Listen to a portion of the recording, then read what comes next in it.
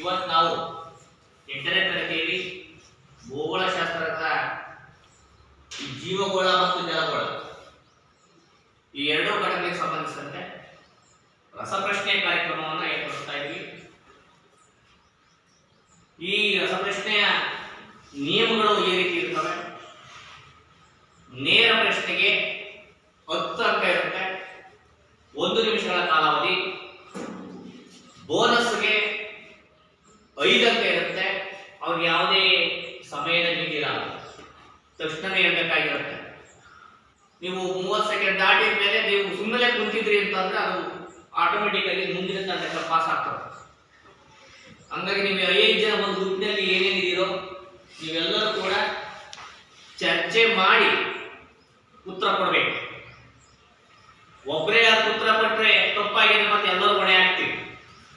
ಹಾಗಾಗಿ ನೀವೆಲ್ಲರೂ ಕೂಡ ಪ್ರತಿಯೊಬ್ಬರು ಚರ್ಚೆ ಮಾಡಿ ಸರಿಯಾದ ಉತ್ತರವನ್ನ ತಕ್ಷಣ ಹೇಳಬೇಕಾಗಿರುತ್ತೆ. ಇದು ಈ ರಸಪ್ರಶ್ನೆಯ ಪ್ರಮುಖ ಉದ್ದೇಶ ಆಗಿದೆ. ಅರ್ಥ ಕೆಲವರಿಗೂ? ಹಾಗಾಗಿ ಈಗ ಪ್ರಾರಂಭ ಮಾಡೋಣ. ರಸಪ್ರಶ್ನೆ ಕಾರ್ಯಕ್ರಮ 8ನೇ ತರಗತಿ ಜೀವಗೋಳ ಮತ್ತು ಜಲಗೋಳ ಅಧ್ಯಯನ. ರೆಡಿ? 1ನೇ ಪ್ರಶ್ನೆ 1ನೇ ತಂಡದವರಿಗೆ.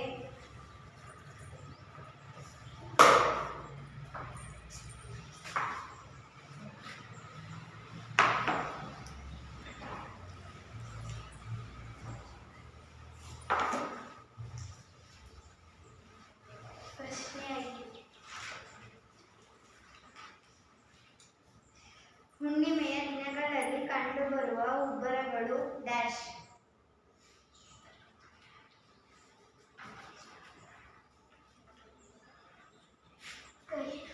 ಗರಿಷ್ಠ ಅಥವಾ ಅಧಿಕ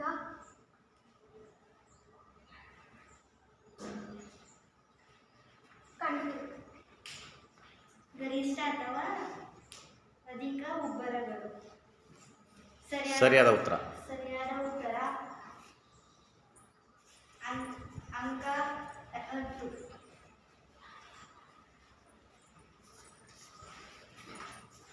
ಎರಡನೇ ತಂಡದವರಿಗೆ 2ನೇ ಪ್ರಶ್ನೆ.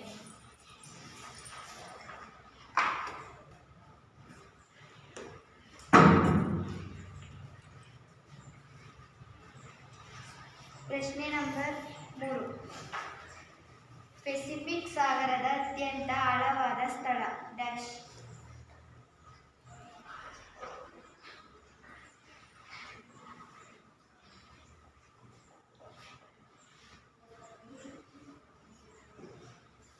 ಪಾಸ್. ಚಾಲೆಂಜಿಂಗ್ ತಪ್ಪು. ಸರಿಯಾದ ಉತ್ತರ. ಬೋನಸ್ ಅಂಕ 3ನೇ ತಂಡದವರಿಗೆ.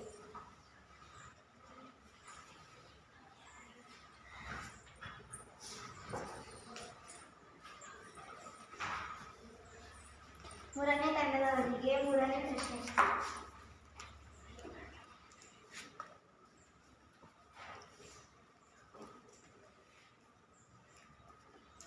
ಪ್ರಶ್ನೆ ಸಂಖ್ಯೆ 16.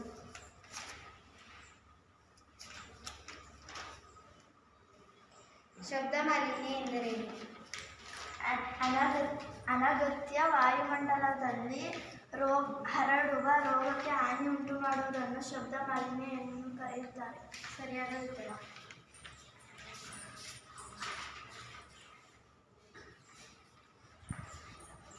ನಾಲ್ಕನೇ ತಂಡದವರಿಗೆ 4ನೇ ಪ್ರಶ್ನೆ.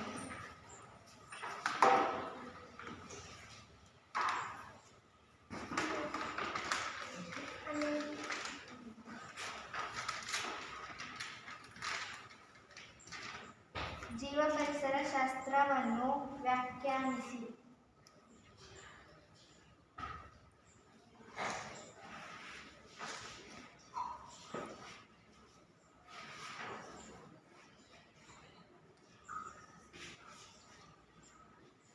ಪಾಸ್. ಜೀವ ಪರಿಸರ ಶಾಸ್ತ್ರದ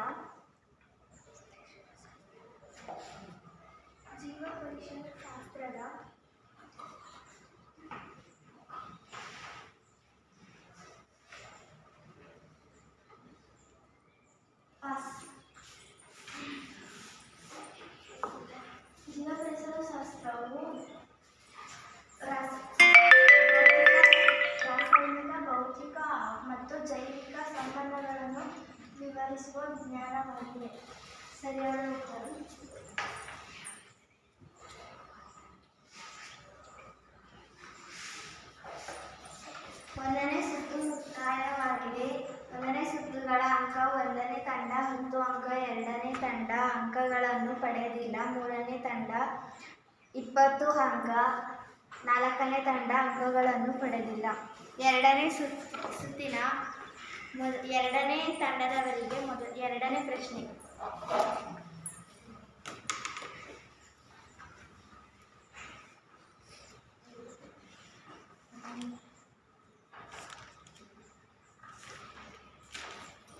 ಆಮ್ಲಗಳೇ ಎಂದರೇನು?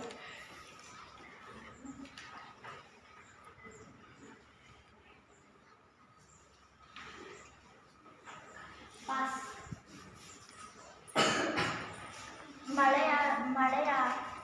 ಮಳೆಯಾದ ನಂತರ ಸಲ್ಫರ್ ಆಮ್ಲ ಮತ್ತು ಇಂಗಾಲದ ಮೊನಾಕ್ಸೈಡ್ ಮೊದಲಾದ ಆಮ್ಲಗಳು ಹೆಚ್ಚುವುದನ್ನು ಆಮ್ಲಗಳೆಂದು ಕರೆಯುತ್ತಾರೆ. ಸರಿಯಾದ ಉತ್ತರ.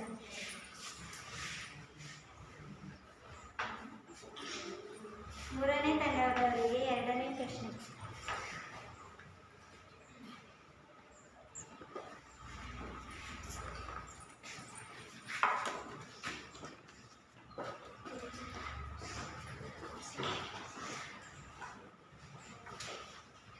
ಪ್ರಶ್ನೆ ನಂಬರ್ 14.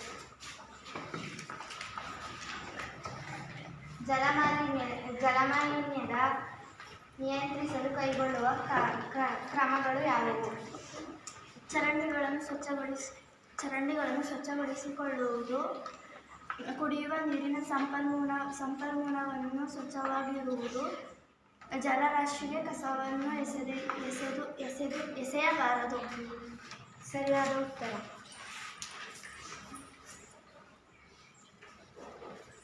ನಾಲ್ಕನೇ ತಂಡದವರಿಗೆ ಎರಡನೇ ಪ್ರಶ್ನೆ.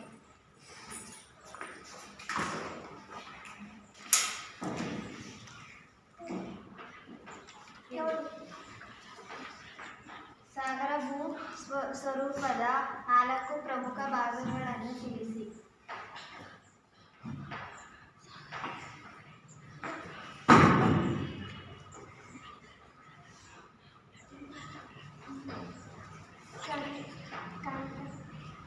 ಕಂಡವಾಡು ಪ್ರದೇಶ, ಕಂಡವಾಡು ಇಳಿಜಾರು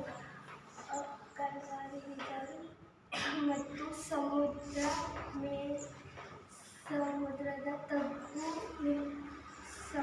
ತಗ್ಗು ನಿಲ್ದಾಣಗಳು.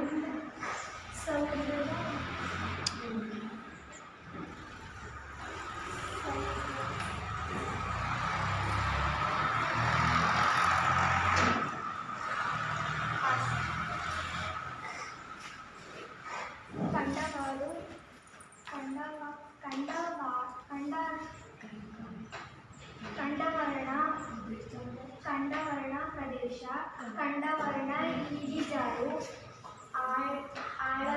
ಆಳ ಮೈದಾನ, ಸಾಗರ ಮತ್ತು ಸಾಗರ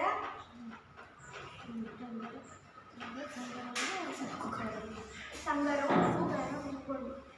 ಸರಿಯಾದ.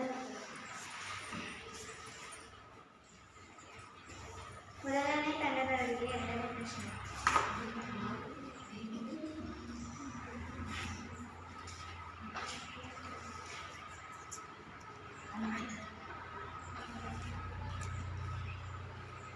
ಪರಿಸರ ಎಂದರೇನು?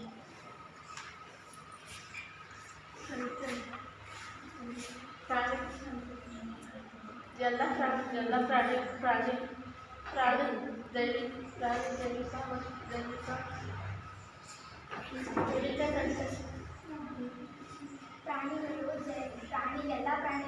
ಜೈವಿಕ, ಭೌತಿಕ,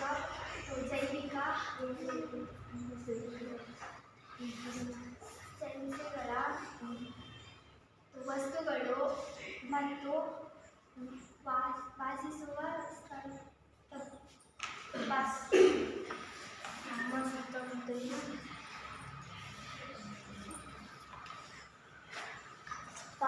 ನಮ್ಮ ಸುತ್ತಮುತ್ತಲಿನ ಪ್ರಾಣಿಗಳು ಹಾಗೂ ಜೈವಿಕ ವಸ್ತುಗಳು ವಾಸಿಸುವ ಸ್ಥಳಕ್ಕೆ ಪರಿಸರ ಎಂದು ಕರೆಯುತ್ತಾರೆ. ಸರಿಯಾದ ಉತ್ತರ.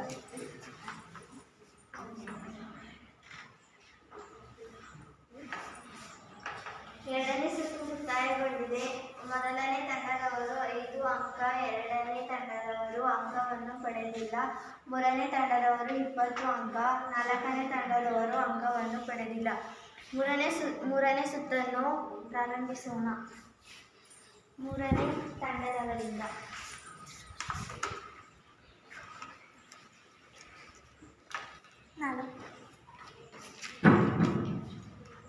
ಸಾಗರದ ನೀರಿನ ಸರಾಸರಿ ಲವಣದ ಪ್ರಮಾಣವು ಡ್ಯಾಶ್ ರಷ್ಟಿದೆ.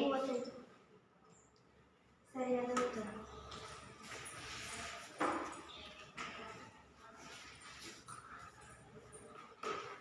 ನಾಲ್ಕನೇ ತಂಡದವರಿಗೆ ಎರಡನೇ ಪ್ರಶ್ನೆ.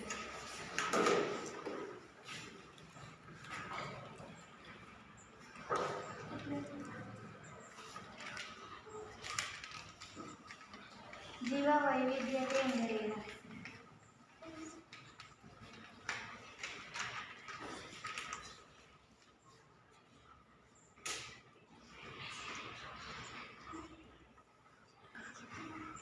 ಪಾಸ್.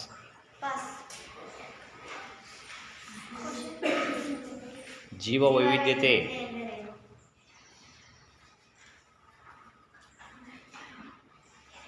ಗಂಡು ಮಕ್ಕಳು ಒಂದು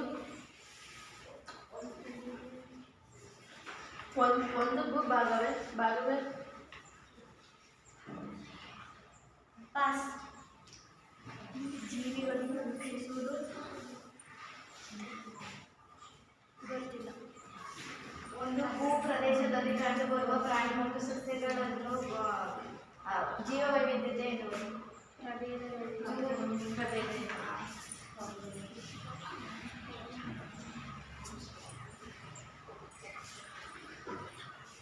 ಮೂರನೇ ಪ್ರಶ್ನೆ ಒಂದನೇ ತಂಡದಿಂದ. 15. ಶಬ್ದ ಮಾಲಿನ್ಯವನ್ನು ತಡೆಗಟ್ಟಲು ಕ್ರಮಗಳು ಯಾವುವು? ಶಬ್ದ ಮಾಲಿನ್ಯವನ್ನು ತಡೆಗಟ್ಟಲು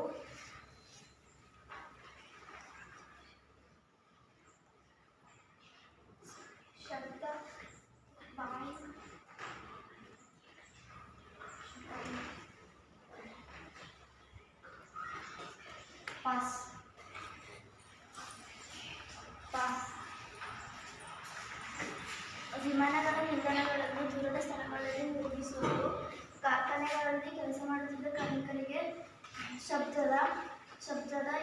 ಶಬ್ದ ಬರದಂತೆ ಯಂತ್ರಗಳನ್ನು ಅಳವಡಿಸುವುದು, ಅನಗತ್ಯ ಶಬ್ದಗಳನ್ನು ಕೆಳಗಿರುವಂತೆ ಮಾಡುವುದು. ಸರಿಯಾದ ಉತ್ತರ.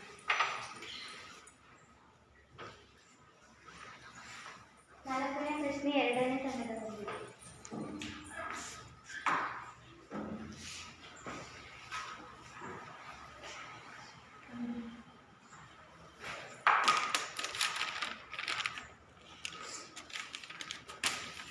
ಕಂಡವರಣ ಪ್ರದೇಶವು ಸರಾಸರಿ ಆಳವು ಡ್ಯಾಶ್ ಆಗಿದೆ.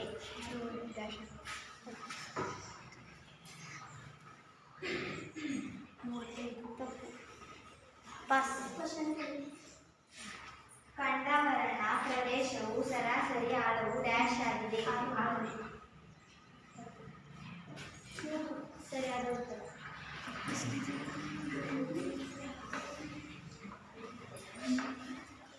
ಮೂರನೇ ಸುತ್ತು ಮುಕ್ತಾಯಗೊಂಡಿದೆ. ಅಂಕ ಎಡುವ ಸಮಯ. ಒಂದನೇ ತಂಡ ಅಂಕವನ್ನು ಪಡೆದಿಲ್ಲ. ಎರಡನೇ ತಂಡ ಅಂಕವನ್ನು ಪಡೆದಿಲ್ಲ. ಮೂರನೇ ತಂಡ 20 ಅಂಕವನ್ನು ಪಡೆದಿದೆ. ನಾಲ್ಕನೇ ತಂಡ 5 ಅಂಕಗಳನ್ನು ಪಡೆದಿದೆ. ನಾಲ್ಕನೇ ತಂಡದವರಿಂದ ನಾಲ್ಕನೇ ಸುತ್ತು ಪ್ರಾರಂಭ.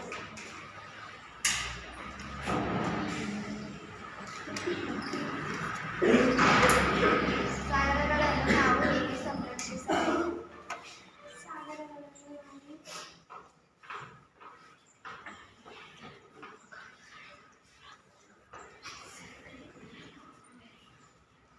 ಅವು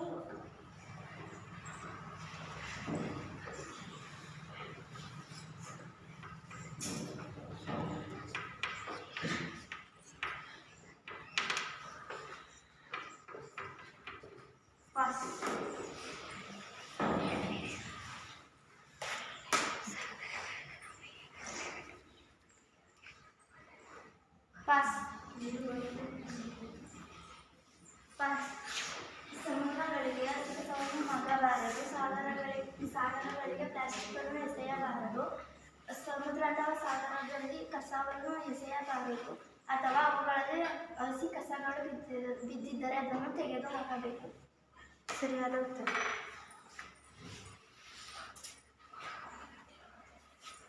ಒಂದನೇ ತರಗತಿಯವರಿಗೆ 4ನೇ ತರಗತಿ.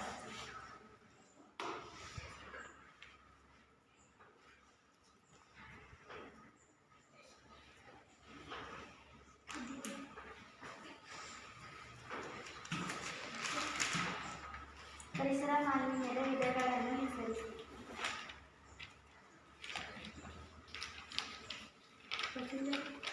ಪರಿಸರ ಮಾಲಿನ್ಯದ ವಿಧಗಳನ್ನು ಹೆಸರಿಸಿ.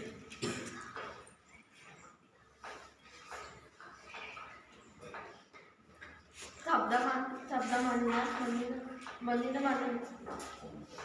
ಶಬ್ದ ಪರಿಸರ ಮಾಲಿನ್ಯದ ವಿಧಗಳನ್ನು ಹೆಸರಿಸಿ. ಪರಿಸರ ಮಾಲಿನ್ಯ, ಜಲ ಮಾಲಿನ್ಯ. ಪಾಸ್.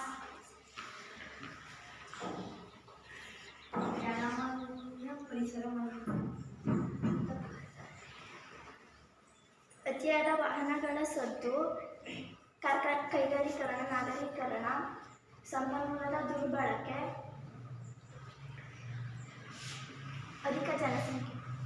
ಸರಿಯಾದ ಉತ್ತರ.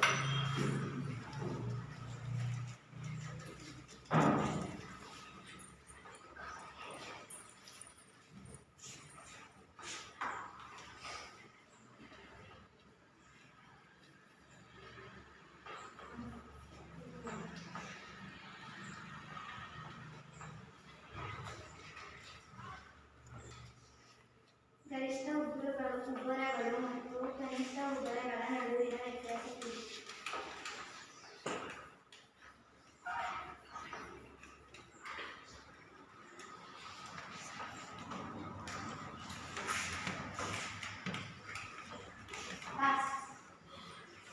ಚಂದ್ರ ಮತ್ತು ಸೂರ್ಯ, ಭೂಮಿ, ಚಂದ್ರ, ಸೂರ್ಯ ಇವುಗಳು ಸರಳ ರೇಖವಾಗಿದ್ದು ಅಮಾವಾಸ್ಯೆ ಅಥವಾ ಹುಣ್ಣಿಮೆಯ ದಿನದಂದು ಇದು ಉಂಟಾಗುತ್ತದೆ. ಕನಿಷ್ಠ ಚಂದ್ರ ಮತ್ತು ಸೂರ್ಯ ಸರಳ ರೇಖೆಗಳಾಗಿದ್ದು ಚಂದ್ರನು ಭೂಮಿಗೆ ಲಂಬವಾಗಿರುತ್ತಾನೆ.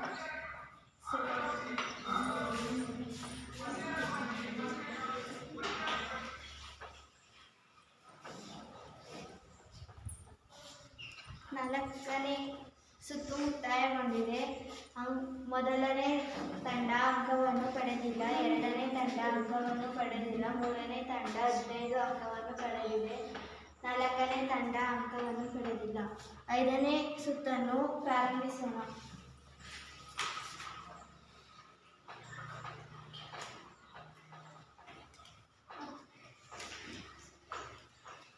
ಜಲಗೋಳ ಎಂದರೆ ಜಲದಿಂದ ಆವೃತ್ತಿಯಾಗಿರುವ ಗೋಳವನ್ನು ಜಲಗೋಳ ಎನ್ನುವುದು.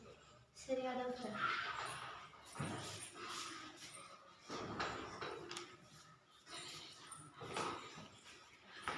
ಐದನೇ ಸುತ್ತಿನ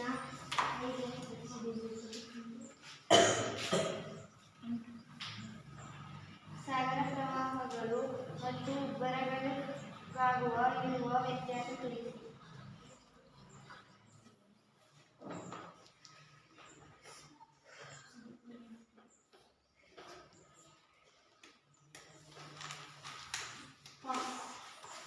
ಸಾಗರ ಪ್ರವಾಹದ 3 ಪ್ರಮುಖ ಚಲನೆಯ ಭಾಗಗಳಿವೆ. ಪ್ರವಾಹ ಅಲೆಗಳು ಮತ್ತು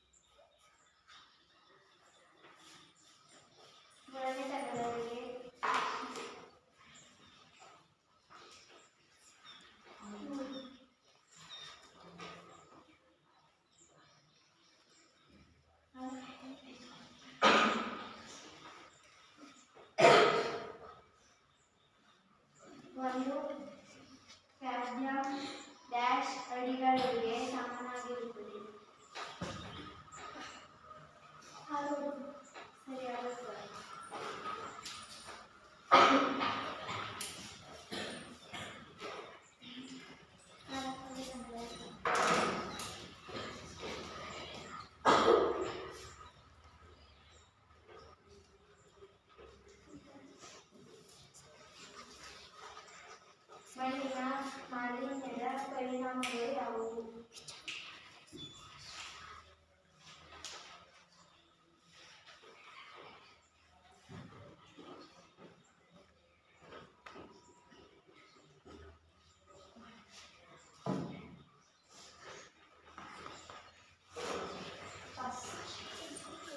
ಮಣ್ಣಿನ ಮಾಲಿನ್ಯದ ಪರಿಣಾಮಗಳು ಯಾವುವು? ಮಣ್ಣಿನಲ್ಲಿರುವ ಸೂಕ್ಷ್ಮಜೀವಿಗಳು ನಷ್ಟವಾಗುತ್ತವೆ ಮತ್ತು ಫಲವತ್ತಾದ ಭೂಮಿಯು ಪಾಳುಬಿಮೆಯಾಗಿ ಮಾರ್ಪಾಡಾಗುತ್ತದೆ. ಸರಿಯಾದ ಉತ್ತರ. 5ನೇ ಸುತ್ತು ಮುಕ್ತಾಯಗೊಂಡಿದೆ. 1ನೇ ತಂಡವು 10 ಅಂಕಗಳನ್ನು ಪಡೆದಿದೆ. 2ನೇ ತಂಡವು ಅಂಕಗಳನ್ನು ಪಡೆದಿಲ್ಲ. 3ನೇ ತಂಡವು 20 ಅಂಕಗಳನ್ನು ಪಡೆದಿದೆ. 4ನೇ ತಂಡವು ಅಂಕಗಳನ್ನು ಪಡೆದಿಲ್ಲ. ಒಟ್ಟು ಅಂಕಗಳನ್ನು ಎಣಿಸುವ ಸಮಯ.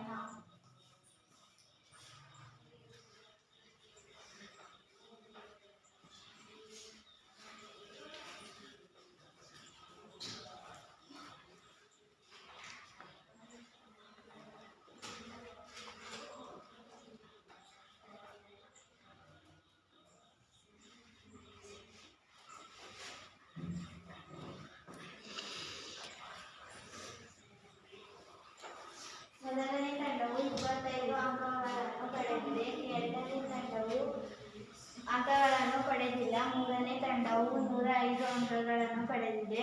4ನೇ ತಂಡವು 5 ಅಂಕಗಳನ್ನು ಪಡೆದಿದೆ.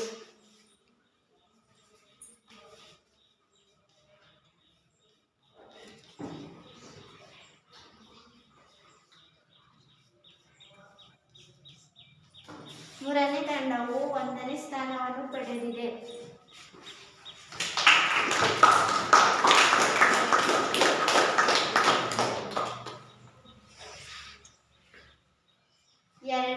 ಒಂದನೇ ತಂಡವು 2ನೇ ಸ್ಥಾನವನ್ನು ಪಡೆದಿದೆ. 4ನೇ ತಂಡವು 3ನೇ ಸ್ಥಾನವನ್ನು ಪಡೆದಿದೆ.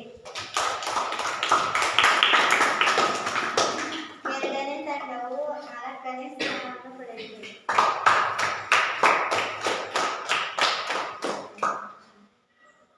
ಧನ್ಯವಾದಗಳು.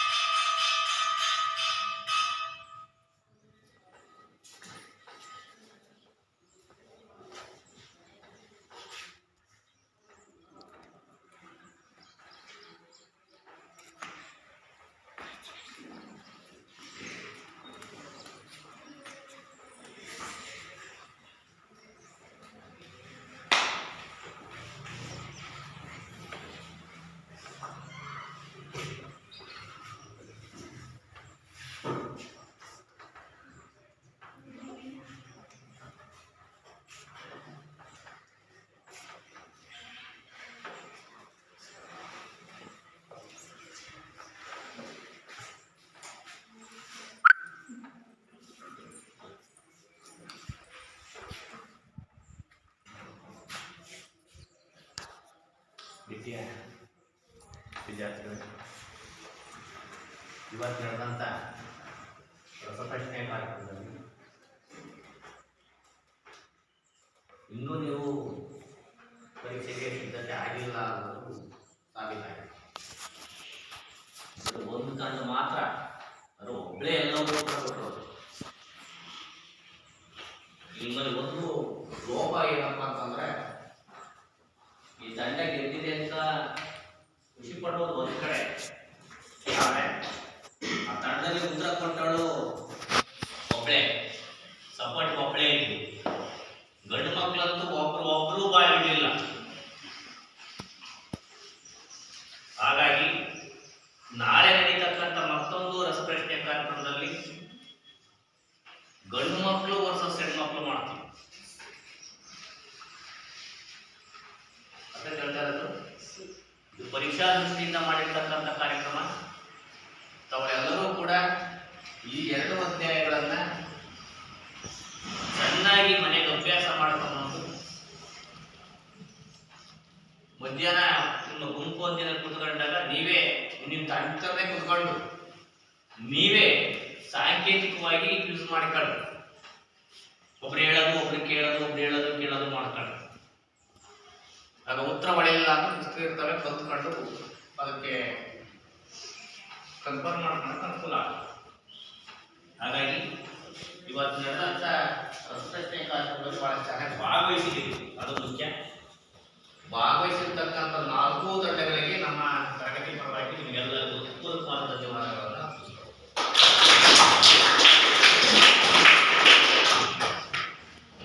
ಇವತ್ತು 3ನೇ ತಂಡ 105 ಅಂತ ಪಡ್ಕೊಂಡಿದ್ದೆ. 2ನೇ ತಂಡ ಮತ್ತು 4ನೇ ತಂಡ ಯಾವುದೇ ತಾಣದಲ್ಲಿ ಸ್ವಲ್ಪ ವಿಫಲ ಆಗಿದೆ. ಈ ತಾಣದ ಮಧ್ಯೆ ಕಾರ್ಯಗಳು ಗ್ರೇಸ್ ಬೋನಸ್ ಅಂತ ಕೊಡ್ತಾರೆ. ಹಾಗಾಗಿ ಎರಡೂ ತಂಡದವರು ಅಂದ್ರೆ 1ನೇ ತಂಡ ಚೆನ್ನಾಗಿ ಬರೀತೀವಿ ಅಂತ ಅಲ್ಲ, 3ನೇ ತಂಡಕ್ಕೆ ಹೋಲಿಸ್ಕೊಂಡ್ರೆ ಪರವಾಗಿಲ್ಲ ಅಂತ ಅಷ್ಟೇ. ಹಂಗಂತ 3ನೇ ತಂಡ ಚೆನ್ನಾಗಿ ಮಾಡಿದೀವಿ ಅಂತಲೂ ಅಲ್ಲ, ಒಬ್ಬರೇ ಹೇಳಿರೋದು. ಅಂದ್ರೆ 4 ತಂಡದಲ್ಲೂ ಲೋಪ ಐತಿ. ಈಗ ಭಾಗವಹಿಸಿ ಉತ್ತಮ ಆಯ್ಕೆ, 4 ತಂಡಕ್ಕೂ ಅಭಿನಂದನೆ, ಪ್ಲಸ್ ಪಾಯಿಂಟ್. ದೋಷ ನಾವು ಹುಡುಕೋದಾದ್ರೆ ನೀವೆಲ್ಲರೂ ಭಾಗವಹಿಸ್ಬೇಕು. ಫಸ್ಟೇ ಅದು ನಿಮ್ಮಲ್ಲಿ ಹೇಳಿ, ಒಬ್ಬರೇ ಉತ್ತರ ಹೇಳಿರುವ ನೀವೆಲ್ಲರೂ ಅದರಲ್ಲಿ ಡಿಸ್ಕಸ್ ಆಗ್ರಿ. ಡಿಸ್ಕಸ್ ಮಾಡಿ ಒಂದು ನಿಖರವಾದ ಉತ್ತರವನ್ನ ಹೇಳ್ರಿ. ನಿಮ್ಗೂ ಅದಕ್ಕೆ ಕಲಿಕೆ ಸದೃಢ ಆಗುತ್ತೆ. ಇದನ್ನ ನೀವು ಇವತ್ತು ಮಾಡಬೇಕು, ನಾಳೆ ಕಾರು ಮಾಡ್ತೀರ ಅನ್ನೋ ಆಶಾಭಾವನೆ ಇಟ್ಕೊಳ್ತಾ ಗೆದ್ದಿರ್ತಕ್ಕಂಥ ನಮ್ಮ 3ನೇ ತಂಡಕ್ಕೆ ಮತ್ತೊಮ್ಮೆ ನಿಮ್ಮೆಲ್ಲರ ಪರವಾಗಿ ಹೃತ್ಪೂರ್ವಕ ಅಭಿನಂದನೆಗಳನ್ನು ಸಲ್ಲಿಸುತ್ತೇನೆ. ಅದೇ ರೀತಿ ನಾಳೆ ನಡೀತಕ್ಕಂಥ ಪ್ರತಿಭಾ ಈ ನಮ್ಮ ರಸಪ್ರಶ್ನೆ ಕಾರ್ಯಕ್ರಮದಲ್ಲಿ ಮತ್ತಿದೇ ರೀತಿ ನಡೀತಾ ಹೋಗುತ್ತೆ. ನೀವೆಲ್ಲರೂ ಕೂಡ ಅದರಲ್ಲಿ ಸದೃಢವಾಗಿ ಕಲ್ತ್ಕೋಬಹುದು. ಎಲ್ಲರೂ ಸಕ್ರಿಯವಾಗಿ ಭಾಗವಹಿಸಿ ಫೈಟ್ ಕೊಡ್ಬೇಕು. ಇಲ್ಲಿ ಫೈಟೇ ಇಲ್ಲ. ಖಾತೆ ತೆರೆದೇ ಇರತಕ್ಕಂಥ ತಂಡ ಐತೆ, ಖಾತೆ ತೆರೆದು ಒಯ್ದಂತ ತಂಡ ಐತೆ. ಹಾಗಾಗಿ ಎಲ್ಲರೂ ಕೂಡ ನಾಳೆ ಇವತ್ತು ಆಗಿರೋ ತಪ್ಪನ್ನ ತಿದ್ದುಕೊಳ್ತಾ, ನಿರಾಶಾಗಲಿಲ್ಲ. ಸೋಲು ಗೆಲುವಿನ ಸೋಪಾನ, ಹೌದಲ್ವೇ? ಇವತ್ತು ಸೋತಿರ್ಬೋದು, ನಾಳೆ ಗೆದ್ದು ತೋರಿಸ್ತೀವಿ ಅನ್ನೋ ಒಂದು ಛಲ ನಿಮ್ಮಲ್ಲಿ ಬರಬೇಕು. ಆಗ ನಾಳೆ ಎಲ್ಲರೂ ಕೂಡ ಇದಕ್ಕಿಂತ ಚೆನ್ನಾಗಿ ಗೆದ್ದರೆ ಅಂತ ಇವರು ಜಂಬ ಮಾಡ್ಕೊಂಡು ನಾಳೆ ಸೋತು ಬಿಡ್ತಾರೆ, ಇವ್ರು ಇನ್ನೂ ಚೆನ್ನಾಗಿ ಓದ್ಕೊಂಡು ಬರಬೇಕು. ಅರ್ಥ ಹೇಳ್ತಾ ಇರೋದು. ಹಾಗಾಗಿ ನಾಳೆ ಎಲ್ಲರೂ ಕೂಡ ಮತ್ತೊಮ್ಮೆ ಈ ರಸಪ್ರಶ್ನೆ ಕಾರ್ಯಕ್ರಮ ಭಾಗವಹಿಸಬೇಕು. ಅದರಲ್ಲಿ ಎಲ್ಲರೂ ಸಕ್ರಿಯವಾಗಿ ಭಾಗವಹಿಸಬೇಕು. ಒಬ್ಬರೇ ಉತ್ತರ ಹೇಳ್ತಕ್ಕಂಥ ಪ್ರಶ್ನೆ ಬರಬಾರ್ದು. ನೀವೆಲ್ಲರೂ ಕೂಡ ಉತ್ತಮವಾಗಿ ಭಾಗವಹಿಸಿ ಫಲಿತಾಂಶ ಕೊಡ್ತೀರ ಅಂತ ಹೇಳ್ತಾ, ಇವತ್ತು ನಿಮಗೆಲ್ಲರಿಗೂ ಕೂಡ ನಡೆಸಿಕೊಟ್ಟಂತ ಎಲ್ಲ ನಮ್ಮ ವಿದ್ಯಾರ್ಥಿನಿಯರಿಗೆ ತುಂಬ ಧನ್ಯವಾದಗಳನ್ನು ಅರ್ಪಿಸ್ತೀವಿ. ಜೈ ಜೈ ಕರ್ನಾಟಕ. ಹಾಗಾಗಿ ನಾಳೆ ನೀವು ಗೆದ್ದಿದ್ದೀವಿ ಅಂತ ಹಂಪಡೋದು ಬೇಡ, ಸೋತಿದ್ದೀವಿ ಅಂತ ಅಂಜೋದು ಬೇಡ. ಸೋಲು ಗೆಲುವಿನ ಸೋಪಾನ. ನೀವೆಲ್ಲರೂ ಕೂಡ ನಾಳೆ ಇವತ್ತು ಈಗಿಂದಲೇ ಊಟ ತಕ್ಷಣದಿಂದಲೇ ಆ ಕ್ವಶನ್ ಒಂದು ಕಡೆಯಿಂದ ಊರೋಡ್ಕೊಂಡು ಕಲ್ತ್ಕೊಂಡು ಮನನ ಮಾಡ್ಕೊಂಡು ನಾಳೆ ಬಂದು ಈ ರಿಸಲ್ಟ್ ಉಲ್ಟಾ ಆಗಿದೆ. ಅರ್ಥ ಹೇಳ್ತಾರೆ. ಇದನ್ನ ಉಲ್ಟಾ ಮಾಡಬೇಕು. ನಾಳೆ ಮತ್ತೊಂದು ರಸಪ್ರಶ್ನೆ, ಡೈಲಿ ರಸಪ್ರಶ್ನೆ ಕಾರ್ಯಕ್ರಮ ಇರ್ತವೆ. ಹಾಗಾಗಿ ಸಮಾಜ ವಿಜ್ಞಾನವನ್ನು ನೀವು ಚೆನ್ನಾಗಿ ಓದ್ಕೊಂಡ್ಬಂದು ಫ್ರೆಶ್ ನಮ್ಮ ಮುಂಬರ್ತಕ್ಕಂಥ 2ನೇ ಸಲದ ಪರೀಕ್ಷೆಗೆ ತಯಾರಿ ಆದಂಗೂ ಆಗುತ್ತೆ. ಇಲ್ಲಿ ಒಂದ್ಸಲ ನಿಮಗೆ ಓವರ್ ಟೆಸ್ಟ್ ಆದಂಗೂ ಆಗುತ್ತೆ. ಕಲಿಕೆಯೂ ಕೂಡ ಸದೃಢ. ಹಂಗಾಗಿ ನಾವು ಮಾಡ್ತಾ ಇರೋದು ನಿಮ್ಮ ರಸಪ್ರಶ್ನೆ ಕಾರ್ಯಕ್ರಮ ಉದ್ದೇಶ ಮುಂಬರ್ತಕ್ಕಂಥ ಪರೀಕ್ಷೆ ಸಿದ್ಧರಾಗಿ ಇರೋ ಉದ್ದೇಶಕ್ಕಾಗಿ. ಹಾಗಾಗಿ ನೀವೆಲ್ಲರೂ ಇದು ಚೆನ್ನಾಗಿ ಭಾಗವಹಿಸಿದ್ದೀರಾ. ಹಾಗಾಗಿ ನಾಳೆ ಬರ್ತಕ್ಕಂಥ ಎಲ್ಲರೂ ಕೂಡ ಚೆನ್ನಾಗಿ ಭಾಗವಹಿಸಿ ಉತ್ತಮವಾದಂಥ ಪ್ರಶ್ನೆ ನೀಡ್ತೀರಾ ಅಂತ ಹೇಳ್ತಾ, ನಿಮಗೆಲ್ಲರೂ ಒಳ್ಳೆಯದಾಗಲಿ. ಓದಿ.